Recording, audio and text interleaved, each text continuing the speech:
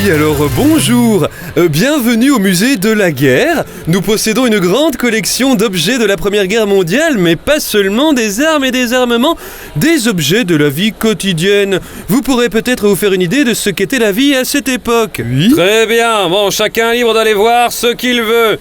On se retrouve ici, à l'heure. Le bus n'attendra pas, ok? Veillez à ne pas vous perdre de vue et surtout, vous ne vous perdez pas.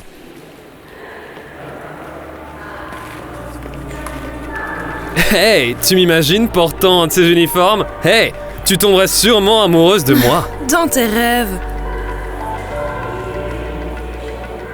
Tu peux imaginer vivre dans une telle guerre? Même aujourd'hui, les gens sont toujours en guerre, au 21e siècle. Ouais, mais qu'est-ce qu'on peut y faire après tout? Je ne sais pas, mais la guerre ne devrait juste jamais arriver. Ouah, ça fait un peu hypocrite comme ça venant de toi. Hein? Qu'est-ce que tu veux dire? T'es juif, non? Et la Torah est pleine d'histoires de guerre. Comme les guerres pour conquérir la terre promise, hein? Et tu lis ces histoires chaque année. Tu parles des guerres de conquête de Josué? Écoute, ce n'est pas parce que nous avons ces histoires que nous sommes pour la guerre, franchement. Ouais, mais ces histoires doivent avoir un certain effet. Des personnes lisent les textes religieux littéralement, tu sais. Je serais pas surpris que ces histoires incitent les gens à déclencher des guerres. Cela ne pourrait jamais arriver. Les juifs sont 100% paisibles. Ah, ne me fais pas rire. Si c'était le cas, vous n'auriez pas toutes ces histoires. Peu importe, tu ne sais pas de quoi tu parles. Je m'en vais. Je peux pas le croire. Mais que sait-il du judaïsme?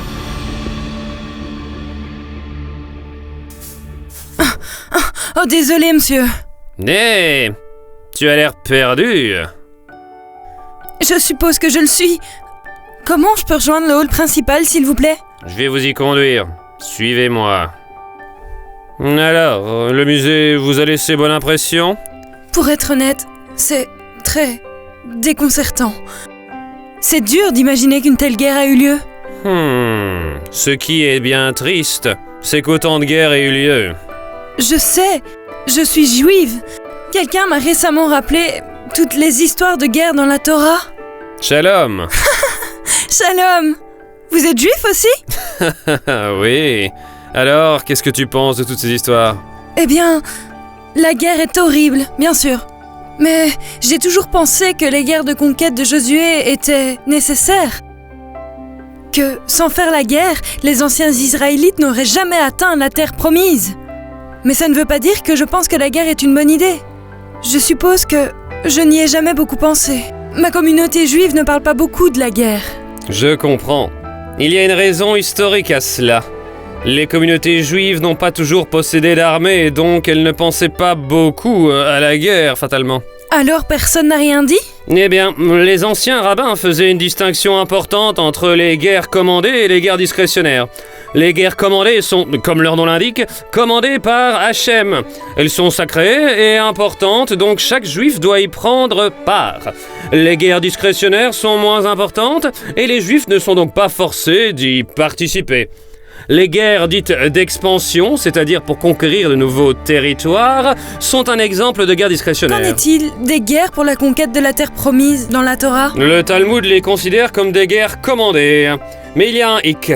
De nombreux rabbins pensent que ce sont les seules guerres réellement commandées dans l'histoire juive, et que de toute façon, si la guerre devient nécessaire, par exemple en cas d'autodéfense, il y a toujours des principes à respecter, comme offrir la paix d'abord, ne combattre que pour obtenir la paix, et éviter autant que possible la perte de vie innocente. Et il ne faut pas oublier que le judaïsme valorise la paix avant tout.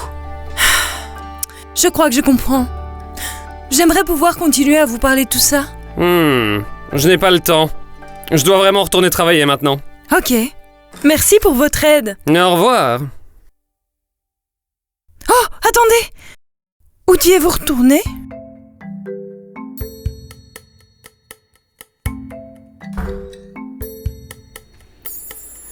Ah, ben enfin te voilà! On a cherché toutes les salles pour te trouver. C'est vraiment bizarre. Je les ai traversées avec le concierge. Il m'a aidé à retrouver mon chemin. Et pourtant, le concierge ne travaillait pas aujourd'hui. Enfin, je ne pense pas. Ouais, je suppose que la visite du musée a donné libre cours à leur imagination. Merci pour la visite. Je suis certain que ça leur aura laissé une belle impression. Ah, écoute, je suis désolé si je t'ai fait du mal. Je voulais pas dire que t'étais violente ou un truc du genre. Je sais. Le musée m'a juste fait beaucoup réfléchir. Hé, tu veux venir après l'école? Ma mère fait un plat spécial et... Trop bien.